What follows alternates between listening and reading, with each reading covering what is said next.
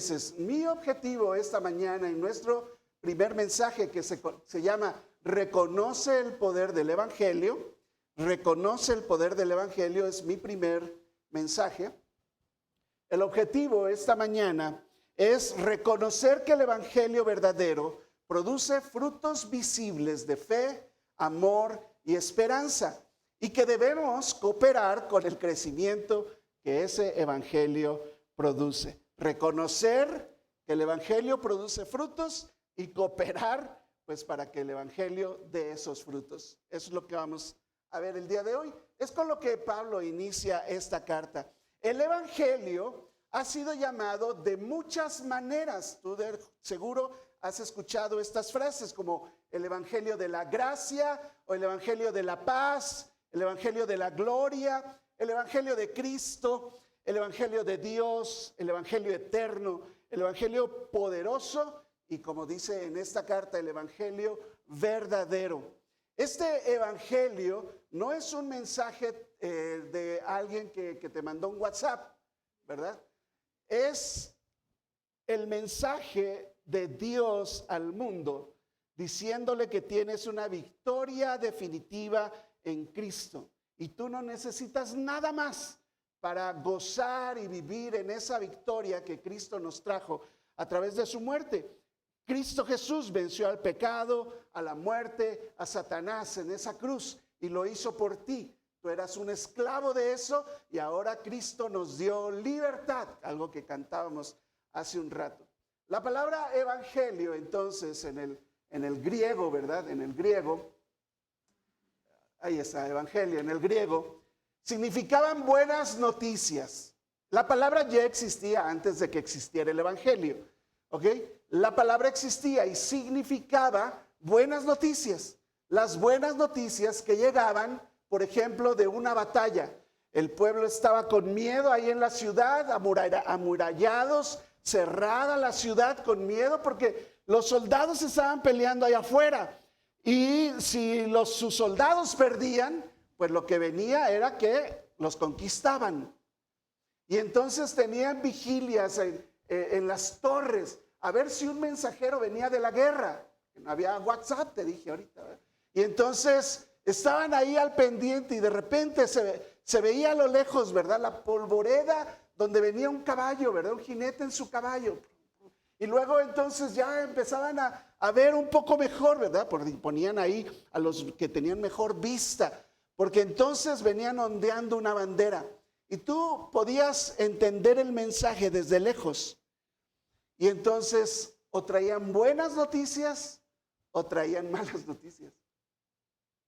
Y si el cuate venía corriendo, pero era una bandera así que anunciaba que habían perdido la batalla, el pueblo estaba perdido, se desesperaba ahí adentro y ya, ahí viene el ejército para acá y nos van a tomar.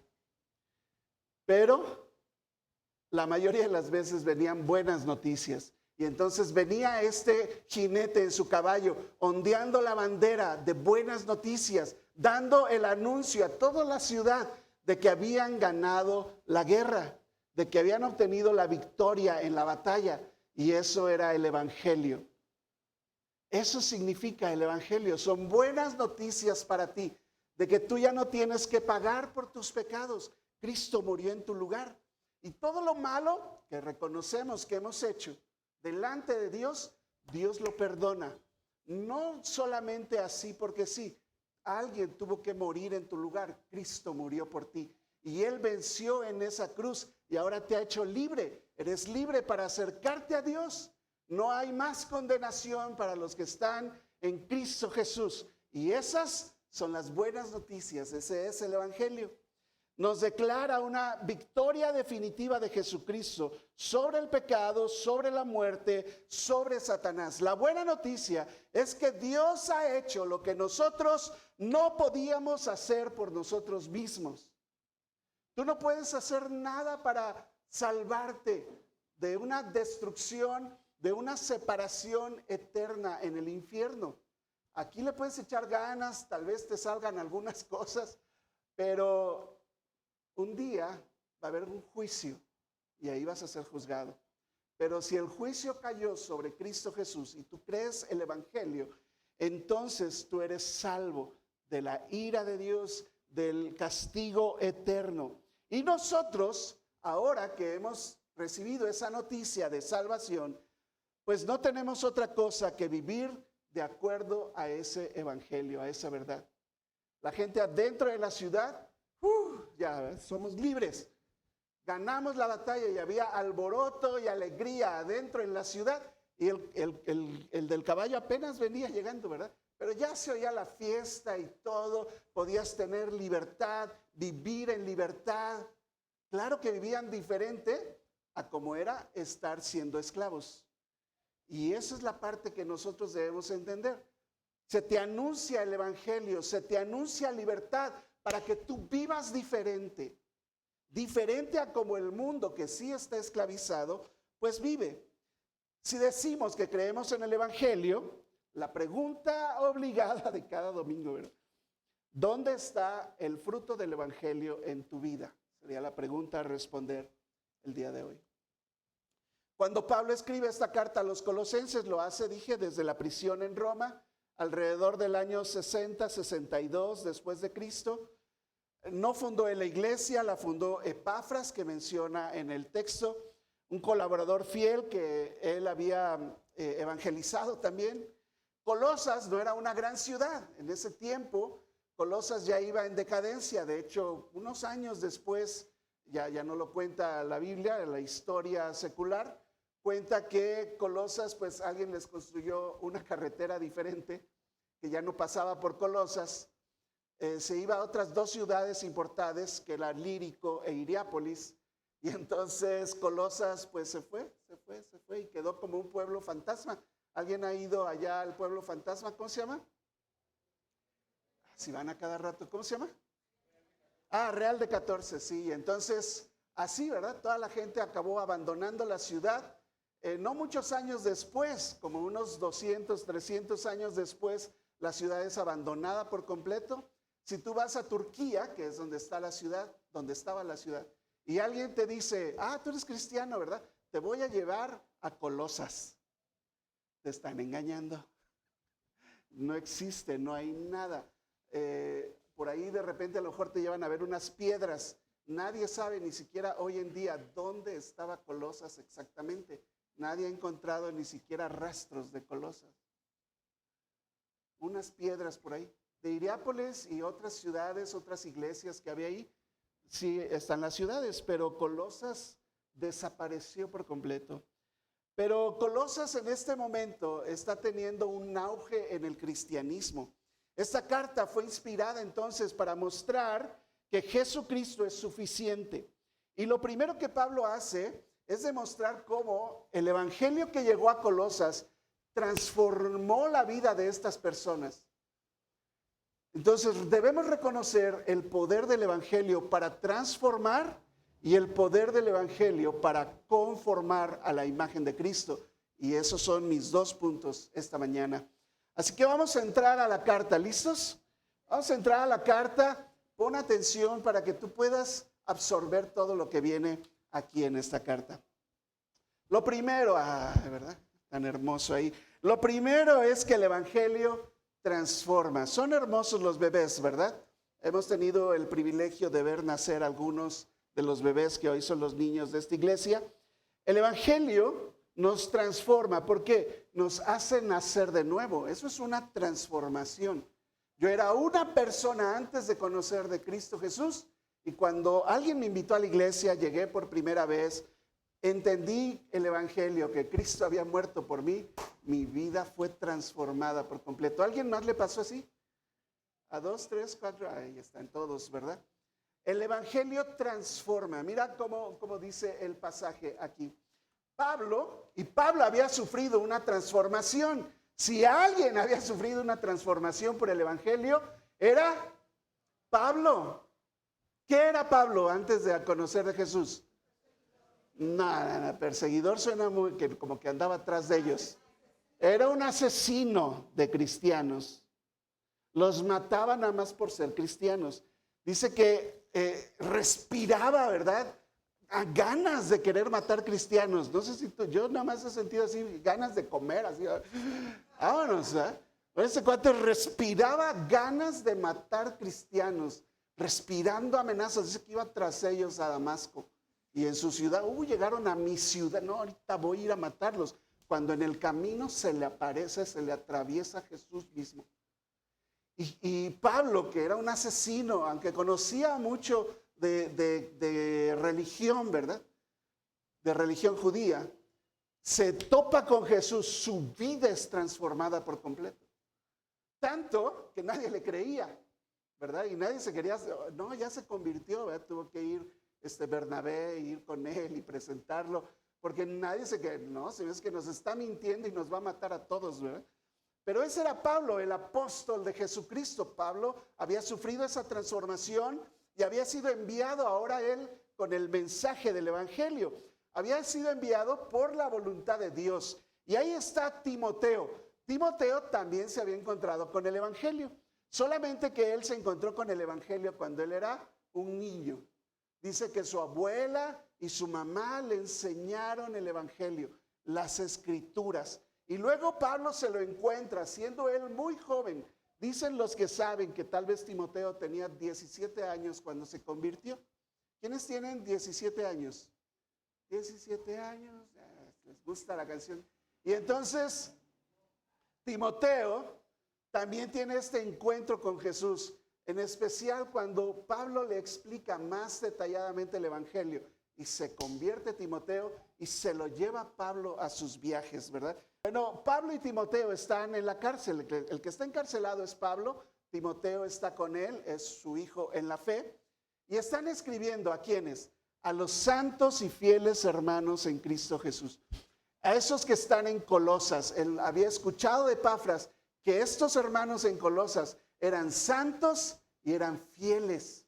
Eran personas que habían sido también transformadas por el evangelio, que se habían encontrado con el evangelio y fueron transformadas. La palabra santos que dice ahí es apartados. O sea, estaba toda la bola y luego entonces apartas a algunos y esos son los santos. Eso es lo que pasó con nosotros. Si tú eres un hijo de Dios, si eres cristiano, te dices cristiano, es que Dios te apartó del montón. Te eligió de ahí, te sacó de ahí para hacerte su hijo. Y ahora tú eres santo, apartado, dedicado a Dios. Él los reconoce así que son santos. Y la otra cara de la moneda, si tú eres santo, eres fiel. Si tú eres santo, eres fiel. Fiel a Dios hasta la muerte. Oye, pues si entendiste que Cristo murió por ti, yo no tendría forma en mi cabeza de darle la espalda a Cristo que murió por mí. Entonces les llama santos y fieles, hermanos, te dije, somos una familia, hermanos en Cristo que están en Colosas. Y les da el saludo de siempre de Pablo, que le encantaba. Gracia y paz sean a ustedes, de Dios nuestro Padre, del Señor Jesucristo.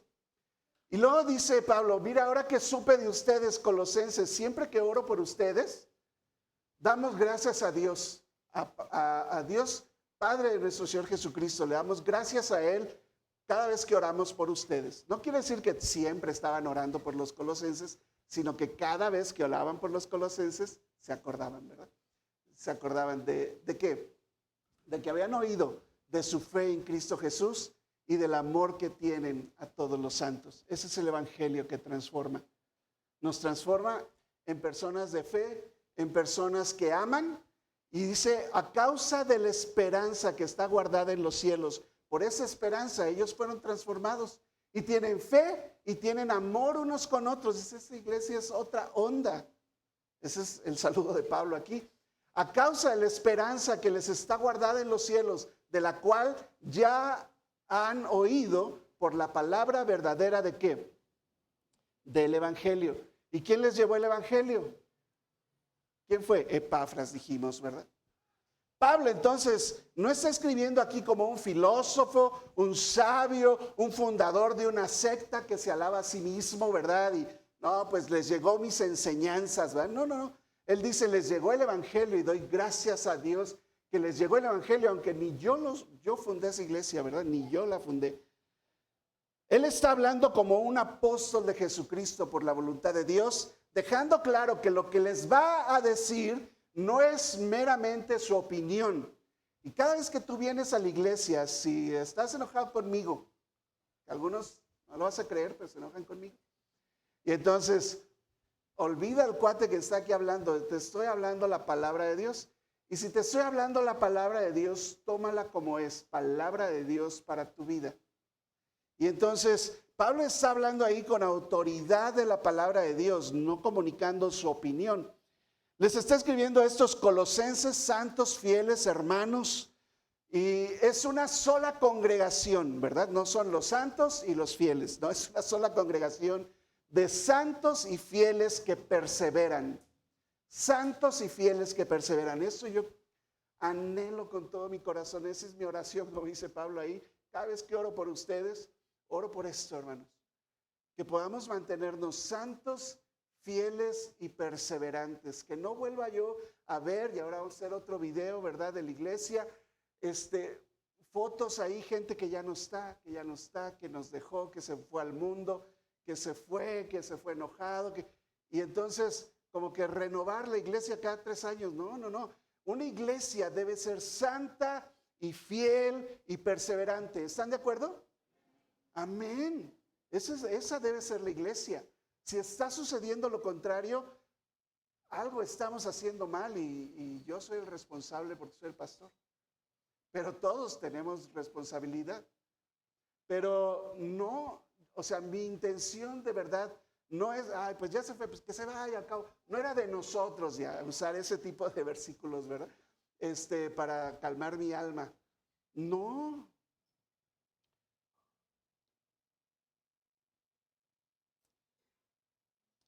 Pero sí la iglesia debe ser, se debe congregar ahí los santos y los fieles. Y entonces, cuando dentro de nosotros hay alguien que no es santo, o sea, dice la Biblia que después de una u otra corrección, después de hablar con él una y otra vez, con diferentes testigos y todo, bueno, una vez siendo el pecado tan grande, Pablo mandó a sacarlo de la iglesia y entregarlo a Satanás. Porque sí, también debemos, y es mi responsabilidad, aunque también de todos, mantener la iglesia en santidad. ¿Están de acuerdo ahora? También, ¿verdad? Y fiel, y por eso insisto en que seamos fieles y perseverantes. Esa santidad no proviene de regaños, no proviene de disciplina, que yo me quite el cinturón y les dé con el cinto, ¿verdad? Va a venir solamente por la predicación del evangelio. Lo único que tiene poder para transformar vidas es el evangelio. Apréndanselo todos. Líderes en esta iglesia, líderes de grupos en esta iglesia, lo único que tiene poder para transformar a tu gente es el evangelio. Predícales el evangelio. Predícales el evangelio. Ahora, el evangelio entonces es la fuente de transformación. Es la verdad que salva, la semilla que da fruto, el mensaje que produce vida eterna. El poder está en el mensaje, no en el mensajero. Tú puedes ver muchas fallas en mí, fallas en los líderes, y te vas a ir a otra iglesia buscando gente que tenga menos, yo creo. Porque perfecto es solo Cristo. Pero si tú estás enfocado en el mensajero, te estás equivocando. Debes estar enfocado en el mensaje que transforma. El evangelio es lo que transforma. El evangelio entonces nos da la fe suficiente,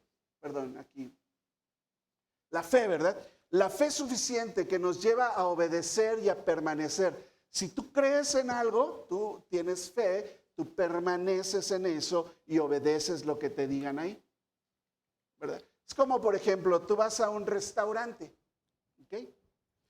Tú no ves la cocina, ¿verdad? No te dejan ver la cocina. Ni conoces al cocinero, ni cómo están allá, si lavaron los platos, las ollas y todo. Tú te sientas ahí con fe de que lo que te van a traer está limpio, está bien preparado, la comida no está echada a perder, y te sientas con toda la confianza del mundo. ¿Sí o no? Eso es fe.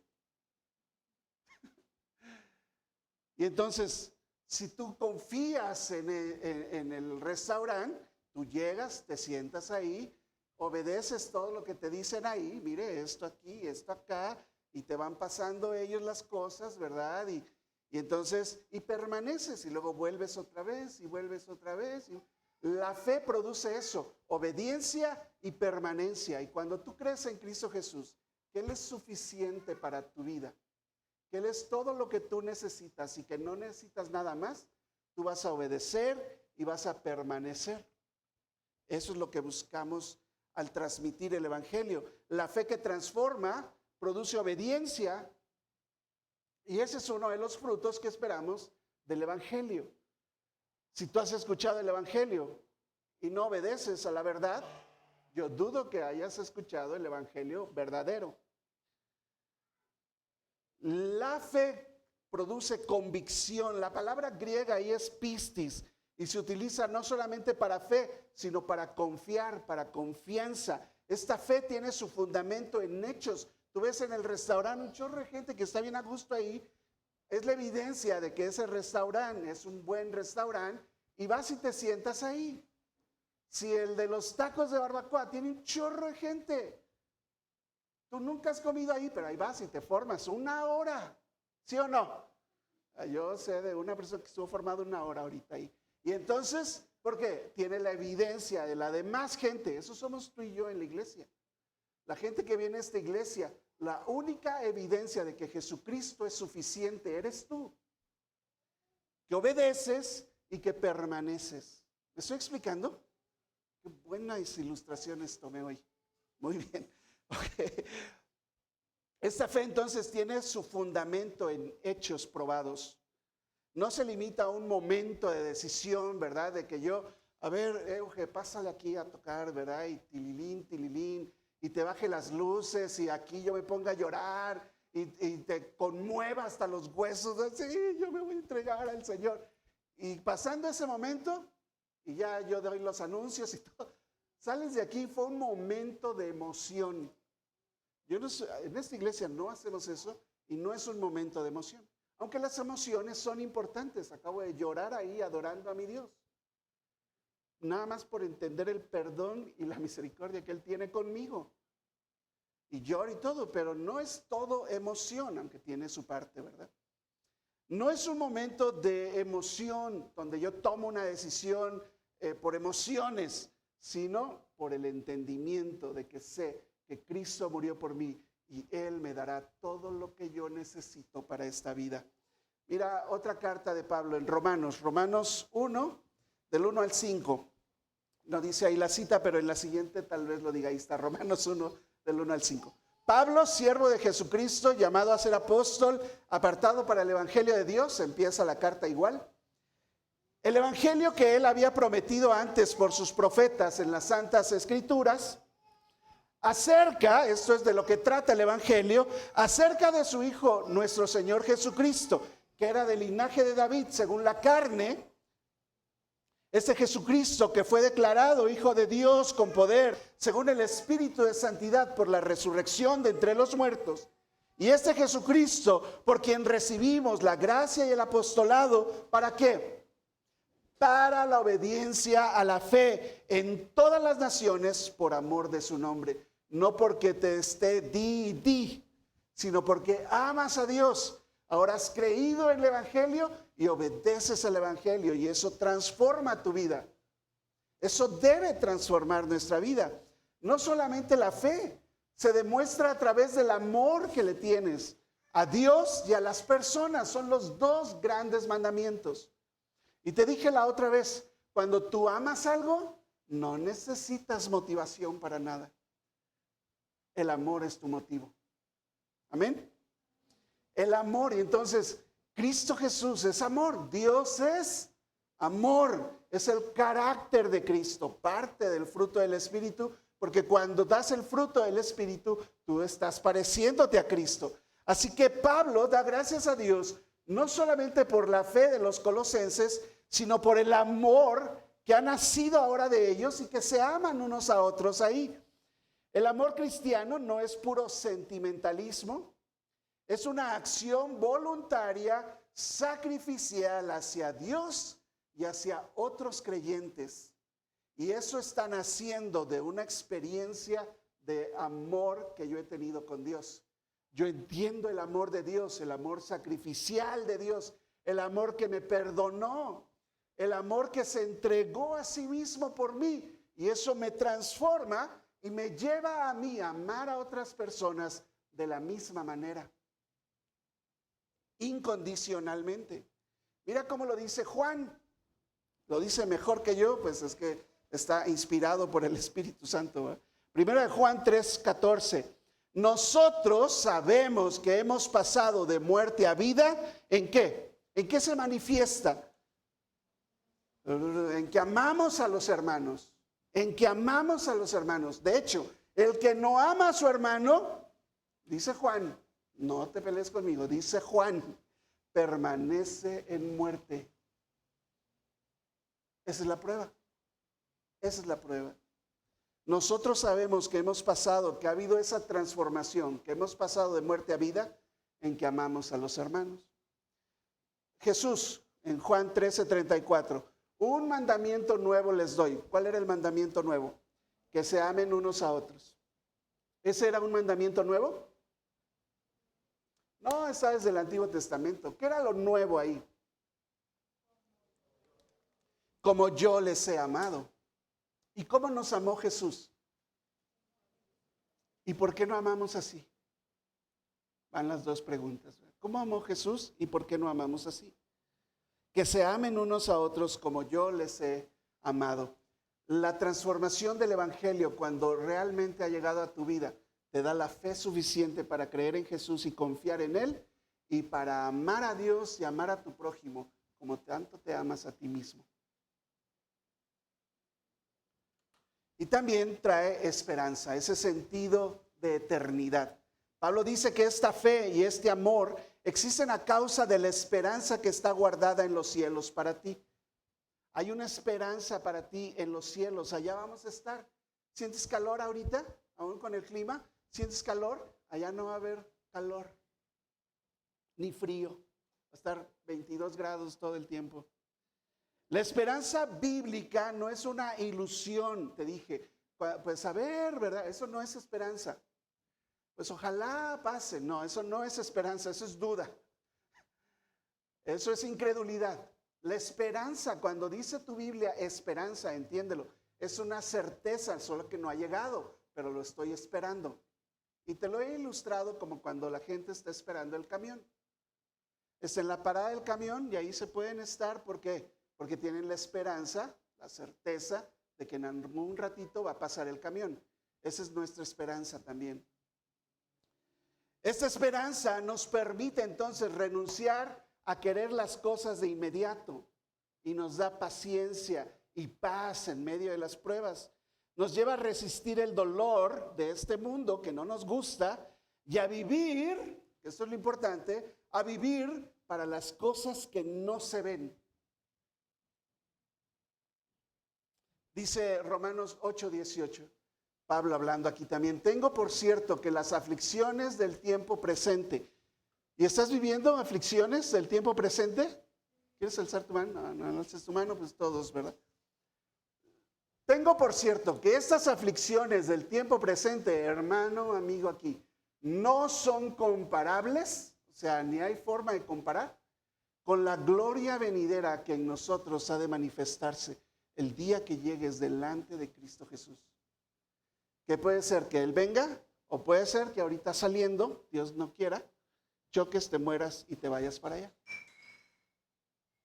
Una señal pasó ahí, algo.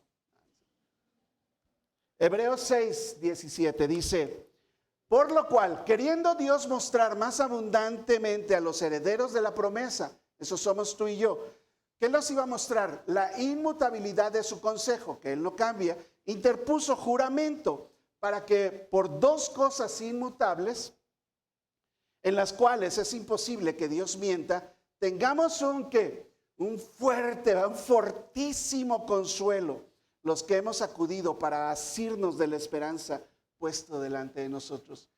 Por eso tú no necesitas nada más, tú necesitas a Jesucristo para la fe, para el amor y para asirte de la esperanza en medio de los problemas. Un día se van a acabar. Por eso dice el dicho, ¿verdad? No hay mal que dure 100 años, ni pueblo que lo resista. Dice que esa esperanza tenemos como segura y firme ancla del alma. Ahí es donde está anclada mi alma, nada me debe de mover. Yo puedo perseverar en medio de las situaciones difíciles. ¿Por qué? Por la transformación que Cristo trajo a mi vida. Si yo necesitara otra cosa aparte de Cristo, sería un ídolo. Es tema que hemos hablado varias veces ahora últimamente, ¿verdad? Versículo 20 aquí. Ahí es donde Jesús entró por nosotros como precursor, hecho sumo sacerdote para siempre, según el orden de Melquisedec. En el contexto está hablando de eso, pero dice que Jesús llegó primero y él fue el precursor, pero un día todos vamos a estar ahí. Eso es lo que hace el Evangelio. Transforma. Así que no basta con asistir a la iglesia, que sería bueno que asistiéramos. No basta con servir, que debiéramos servir en la estructura de la iglesia. No basta conocer doctrina. Yo necesito, porque yo sé mucho, ¿verdad? Conocer doctrina. Si el Evangelio ha llegado en poder a tu vida, necesitas desarrollar el fruto de tu vida y entregarlo a Dios. Un fruto de fe que descansa en Cristo, el amor que se entrega, que pasen por encima de mí, que tengo que hacer eso, pues lo hago porque amo a mi Dios. No me dejan servir ahí porque quieren que haga eso. Lo voy a hacer porque amo a mi Dios. ¿Qué más? Ponme la más difícil incluso. Lo voy a hacer. ¿Por qué? Porque amo a mi Dios. Yo necesito ver el fruto de Dios en tu vida. Soy el responsable aquí. Pero de veras no puedes, por amor, por la fe y la esperanza que tienes en Cristo, dar tu vida a Dios. Yo necesito ver esa transformación en la vida de las personas. Así que llegar a Cristo, aceptar a Cristo en tu corazón, o incluso como yo lo digo, rendir tu vida a Cristo, no es un acto de un momento, es de todos los días. No son unas palabras mágicas que digo y ya se forma mi ticket al cielo. Es una entrega diaria a nuestro Dios. Amén. Y necesitamos ver entonces la transformación. La transformación en un solo momento, pasar de muerte a vida, del reino de las tinieblas a su luz, una transformación, un traspaso, un cambio de naturaleza, un cambio de corazón, un trasplante de corazón, diría yo. Y luego entonces lo que es obvio, una vez que nace de nuevo, ¿qué se espera del bebé que nació nuevo? ¿Qué se espera? Aparte de que haga popó y no deje dormir y todo eso. ¿Qué más? Que crezca, que se desarrolle, que madure. Eso es lo que se espera. Y el Evangelio no solo te transforma en un momento, sino que te va conformando a la imagen de Cristo. ¿Y sabes qué? Para eso Jesucristo es suficiente. No necesitas nada más que el Evangelio de Cristo. Sigue diciendo nuestro pasaje ahí en Colosenses, versículos del 6 al 8. Este Evangelio que ha llegado hasta ustedes, así como a todo el mundo, porque en el mundo conocido, eso se refiere, obviamente no había llegado aquí a los aztecas. En el contexto donde está en el Imperio Romano. Entonces, cuando dice mundo ahí, se refiere al mundo conocido, al Imperio Romano. Entonces, cuando Pablo ya está en Roma encarcelado, dice, todo lo he llenado con el Evangelio de Cristo. Y entonces dice que ha llegado ese Evangelio a todo el mundo, y dice Pablo, yo me he dado cuenta que ese Evangelio lleva fruto y crece también en ustedes. Eso dice Colosenses. El Evangelio da fruto y el Evangelio crece también en ustedes. Desde el día que oyeron y conocieron la gracia de Dios, en verdad, así como lo han aprendido, ¿de quién aprendieron ellos? De Epafras. Sí, a Pablo se le apareció Jesucristo. Él recibió el Evangelio directamente de él.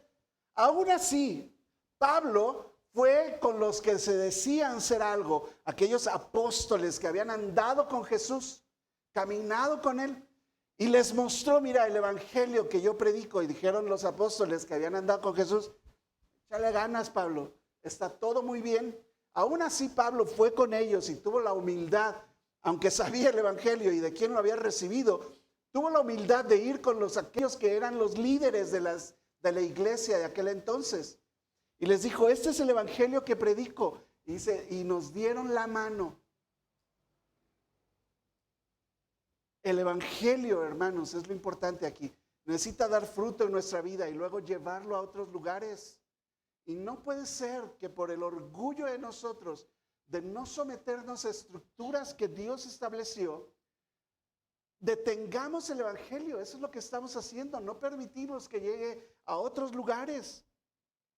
Pero el evangelio lleva fruto y crece también en ustedes desde aquel día que oyeron y conocieron de la gracia de Dios, como lo han aprendido de Epafras, nuestro consiervo amado, que es un fiel ministro de Cristo para ustedes. Él era el pastor ahí en Colosas, quien también cuando vino dice, pues nos ha declarado su amor en el Espíritu.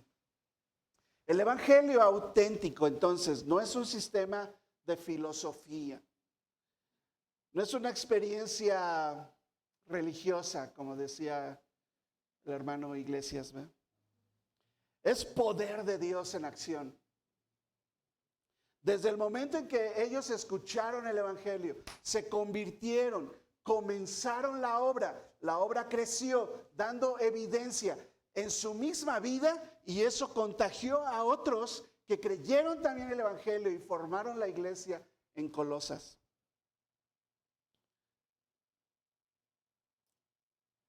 El evangelio no deja al hombre sin su antiguo estado. Yo sé, tenemos pecado aún en nosotros, nuestra antigua naturaleza sigue ahí.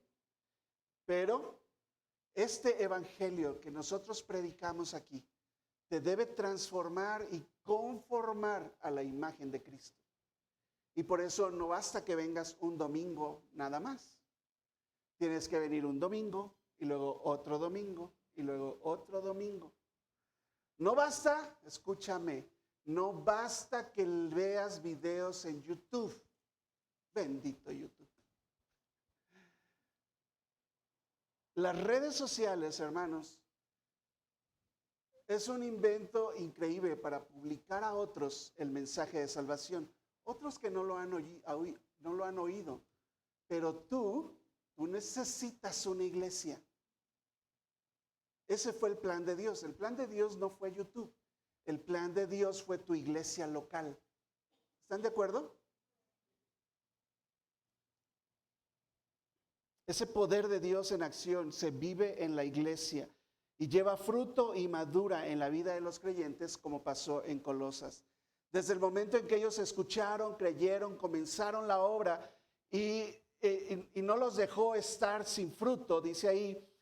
Aunque Dios los salva, Él usa a siervos fieles como Epafras para anunciar esa verdad con amor, sí, también con firmeza en todo el mundo. Por eso, donde el evangelio es recibido en verdad, siempre hay madurez, hay crecimiento y hay unidad. Así que el evangelio, claro que debe llevar fruto. El evangelio entonces no es una semilla muerta, es vida que engendra vida. Cuando hablamos de evangelismo, hermanos, yo acabo de decirle a alguien, está bien, salgan, evangelicen gente nueva que no conozca de Cristo. Tiene su lugar en el evangelio, llegaron ellos así a muchas ciudades sin conocer a nadie, y todo, ¿verdad? A sembrar una iglesia, etcétera. Pero el evangelismo, claro que yo veo en la Biblia, en Hechos en especial, aunque es un libro transicional, pero tú vas viendo cómo creció la iglesia. La iglesia creció a través de que los que habían conocido le compartieron a gente que conocían, a sus primos, a sus hermanos, a sus padres, a sus hijos, a sus vecinos, a sus compañeros de trabajo, a sus trabajadores, a sus jefes, con los que viajaban en los barcos, en las carretas, a caballo, caminando, se encontraban en los caminos. Así corrió el evangelio por todo el Imperio Romano. ¿Por qué sería diferente entre nosotros? Pero hemos olvidado muchas veces la bonita costumbre de invitar a alguien a la iglesia. Pero yo te aseguro que tú llegaste a la iglesia porque alguien te invitó. La gran mayoría. Así como la palabra del Señor crecía, se multiplicaba en la primera iglesia, así debe de ser con nosotros. Está en Hechos, todo Hechos. Aquí ya estoy en el capítulo 12, versículo 24. Pero desde el capítulo 1 tú ves cómo el evangelio se creció y multiplicó. Y dice ahí, pero la palabra del Señor crecía y se multiplicaba. Cuando estamos aquí en Hechos 12, lo que está en el contexto es el encarcelamiento de Pedro. Dice que habían matado a Jacobo, el hermano de Juan. ¿Te acuerdas? Jacobo y Juan eran hermanos, hijos del trueno. Que decían, pues si quieres oramos y que caiga fuego del cielo y consuma aquí. Tranquilos, ¿verdad? Unos chavos, ¿verdad? Bueno, cuando llegamos a Hechos 12, Jacobo lo apresan y lo matan por la causa de Cristo. Y entonces dice ahí, tú puedes leer Hechos 12, que le encantó tanto al pueblo que hubieran matado a Jacobo, que entonces el gobernador echó en la cárcel a Pedro.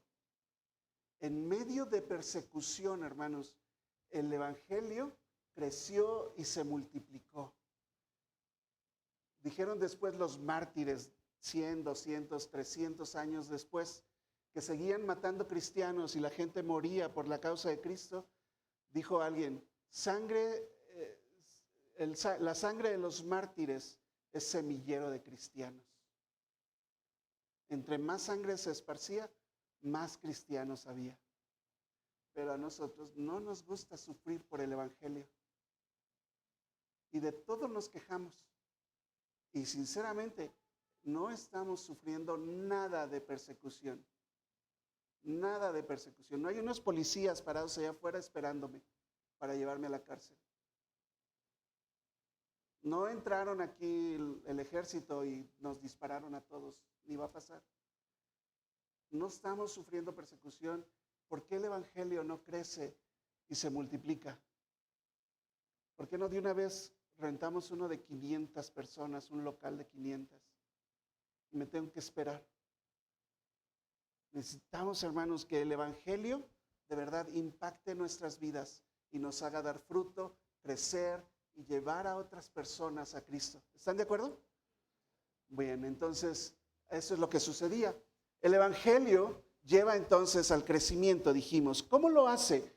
¿Cómo lo hace? Alguien lo llamó el evangelio del dormir. El evangelismo a través del dormir. Porque dice Jesús, el sembrador salió a sembrar. Dice que la palabra es la semilla, ¿verdad? Pero luego se fue a dormir. ¿Has leído eso? Tú siembras y te vas a dormir, ¿verdad? Cuando hiciste el experimento del frijolito, ¿quién hizo el experimento del frijolito? Okay. Sembraste el frijolito ahí en el algodón, ¿verdad? ¿Y ahí estuviste? ¿De ahí noche? No, te fuiste a dormir. Y un día en la mañana, cuando despertaste, ¡ah!, la maravilla había pasado, ¿verdad? Así es el evangelio, hermanos. Tú siémbralo, siémbralo, siémbralo. El crecimiento lo da Dios. Por eso le insisto también ahora a mis líderes. Esta iglesia no se maneja por números. Y a mí me piden un número, yo lo reporto. Está bien. Y sí, también sé que lo que no se mide, no se mejora. Entonces, por eso también contamos a la gente, porque la gente cuenta. Pero el éxito de esta iglesia, el éxito del ministerio, no son números, hermanos. Es gente transformada por el evangelio y creciendo en el Señor, conformándose a la imagen de Cristo. Y a eso se dedica esta iglesia. Así seamos 20 los que estemos transformados y creciendo, habremos tenido éxito. Pero obviamente el evangelio no se detiene, el evangelio crece de maneras que tú no sabes. Como no sabes cómo se forma un bebé en el vientre, igual es el evangelio. Tú nada más siembras. ¿Cómo lo hace? Dice 2 de Timoteo 3, 16 al 17. Toda la escritura, ¿cuánta? Toda. Ahora en nuestra lectura hubo un día que era pura genealogía. Los que pasaron por ahí lo leyeron, ¿verdad? Y que nació fulanito y que nació sutanito y se acabó la lectura. Dices, ¿qué fue esto? ¿Verdad? Oye, pues tú ves la fidelidad ahí, ¿verdad? De Dios a través de generaciones. De eso se tratan las genealogías. Toda la escritura fue inspirada por Dios y te es útil a ti para enseñar, para redarguir, para corregir, para instruirte en lo que es recto, la justicia. A fin, o este es el propósito, a fin de que el hombre de Dios o la mujercita de Dios, sea que perfecta. ¿Necesitas algo más para ser perfecta? ¿Necesitas algo más para ser perfecto? ¿Necesitas maquillaje? Mary Kay, McKenna, ¿cómo se llama? Mac, no, McKenna no, ¿verdad? Mac, ¿verdad? O algo así. Necesitas ser gordo, necesitas ser flaco, necesitas tener el peso ideal. No está hablando de nada de eso. Para ser perfecto, lo único que tú necesitas es el Evangelio. Tener mucho dinero, poco dinero, menos dinero, tener títulos, estudios, no estudiar.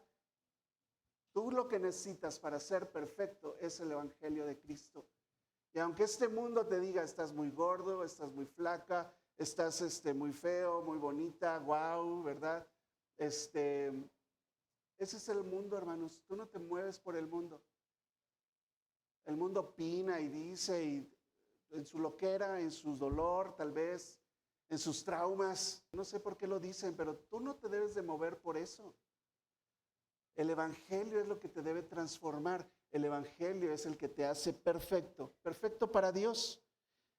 Enteramente preparado, porque para eso eres perfecto, enteramente preparado para toda buena obra que Dios preparó de antemano para que anduvieras en ella. Si me permites unir ahí el otro versículo. El objetivo de venir a la iglesia es perfeccionarte. ¿A qué nos referimos con perfeccionarte? Llegar a ser como Cristo, que es el punto perfecto. Si te quieres comparar con alguien, compárate con Cristo.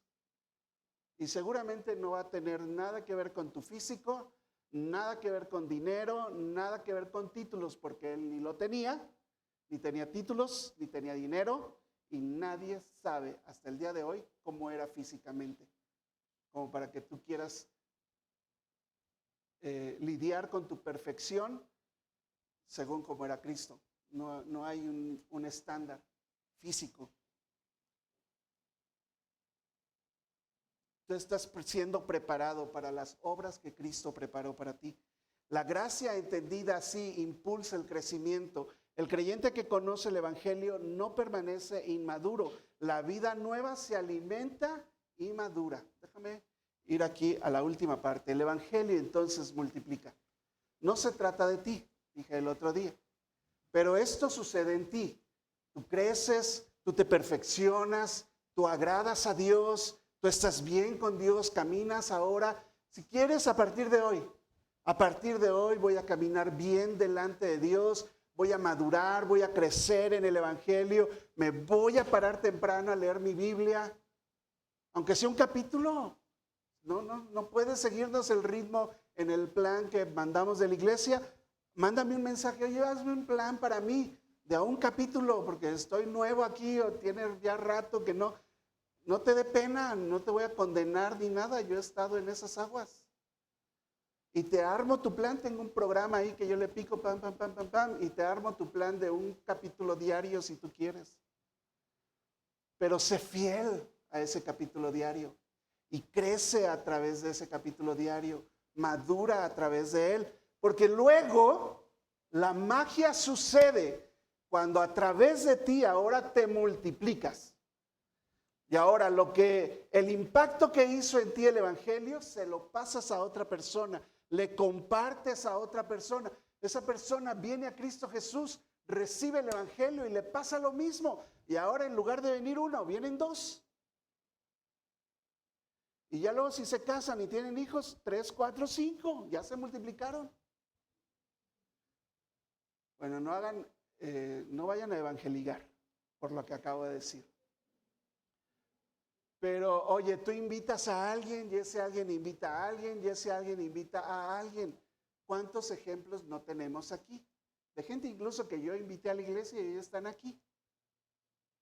Pero no todos vinieron por mí. Otros los invitó. Pero el evangelio tiene ese poder de multiplicación, tenlo por seguro, ten fe que así es. No necesitamos otra cosa que el evangelio de Jesucristo para multiplicarnos. Líderes, no necesitamos otra cosa más que el evangelio de Jesucristo para multiplicarnos, aunque estaría bien que hubiera un pozole en la reunión. Pero si no hay pozole y hay café con pan, bendito sea Dios.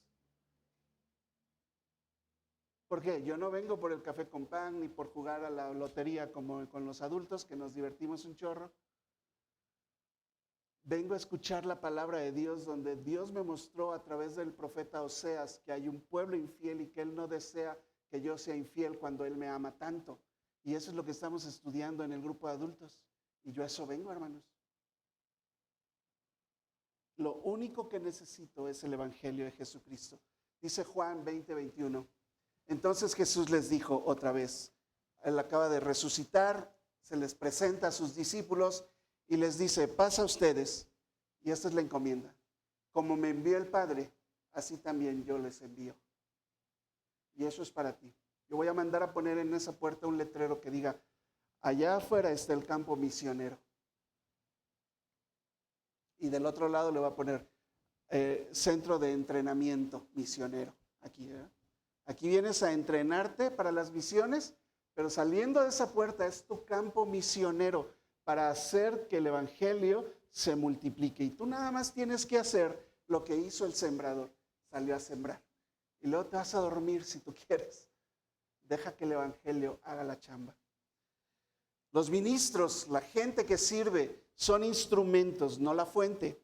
La fidelidad sí se requiere en los ministros, los que sirven, los que llevan la palabra, se requiere fidelidad. La fidelidad de Epafras dio ese testimonio, el poder del evangelio. Epafras también fue transformado y también llevó fruto y creció y compartió el evangelio en su ciudad, donde Pablo no había ido, y el evangelio hizo el resto. Dios honra a los que siembran su palabra fielmente. Y yo, hermanos, me preparo cada semana con un mensaje para 1000 personas. Así vengan 10, 15, 20, 50, 80 o 100 los que vengan. El crecimiento espiritual también no es opcional, es inevitable. Si el evangelio lo has recibido, si has recibido el evangelio y como que no ves fruto en tu vida, entonces el mensaje de hoy es, ¿qué está pasando en mi vida? Pregúntate. ¿Necesito conocer más del amor de Dios tal vez? ¿Necesito de verdad entregarme a ser puro y dejar las cosas que sé que están mal delante de Dios? ¿Necesito de verdad depender más de Cristo y no de nadie ni de nada más para ser feliz, para que Dios me provea, para mis provisiones, para mis necesidades económicas, no solamente también mis necesidades emocionales? Tú no necesitas a nadie que te haga feliz, porque no lo va a hacer. Yo no hago todo el tiempo feliz a Lupita. Ella tiene que encontrar su felicidad en Cristo, aunque es mi chamba hacerla feliz. Entonces, ¿qué necesito para depender más de Cristo? Déjame concluir el mensaje entonces.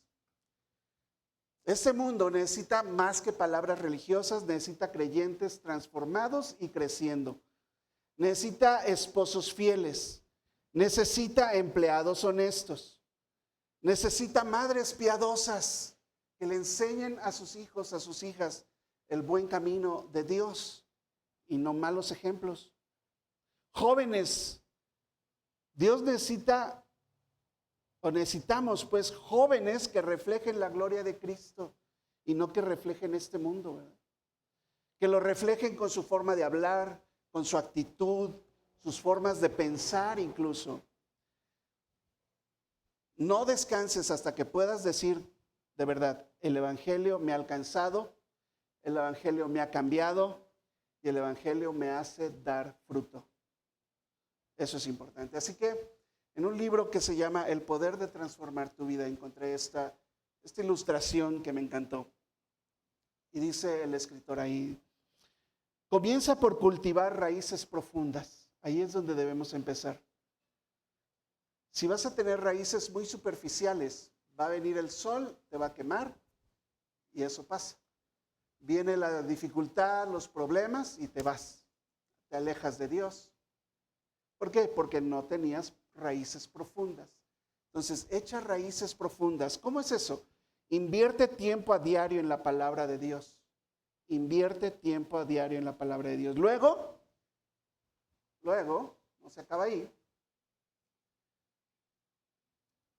Retira la mala hierba. ¿Sí o no hacemos eso cuando estamos cuidando plantitas? Al frijol que siembras y el maíz ahí juntos, hay que irle a quitar las malas hierbas para que crezcan. Elimina la hierba mala que está consumiendo tu tiempo. ¿Qué es más importante? Pregúntate entonces. Si no te alcanza el tiempo para estar en la presencia de Dios, no te alcanza el tiempo para hacer la obra de Dios,